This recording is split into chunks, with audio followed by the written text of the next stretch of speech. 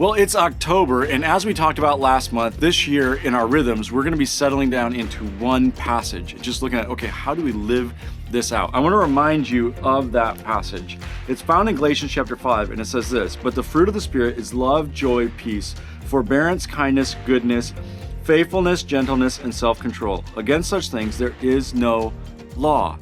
And Scripture says this is the natural byproduct. This is the fruit of God's Spirit in your life.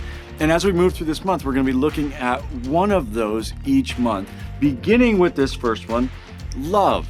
Now, John talks about how love is the byproduct of God in our lives in John chapter 4 as he's writing to the church. And he says this, he says, "We love because he first loved us. Whoever claims to love God yet hates a brother or sister is a liar. For whoever does not love their brother or sister whom they have seen cannot love God whom they have not seen. And he has given us this command: anyone who loves God must also love their brother and sister."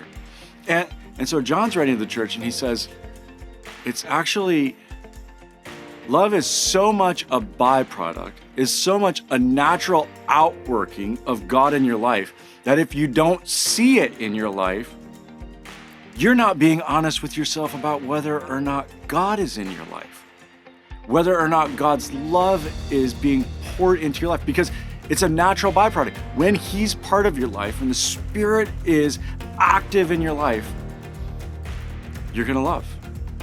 Not that you're gonna have to work for it, not that you're gonna have to try really hard to, it's the natural byproduct. So much so that if you don't see that fruit, you have to ask yourself the question, is God actually part of my life?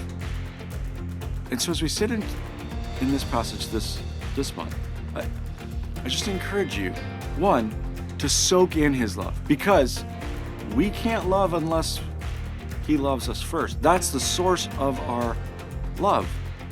So to soak that in and then to allow that fruit to be evident.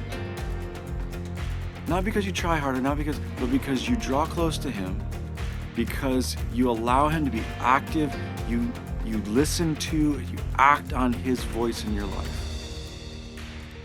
Allow that fruit to be seen in your life this month.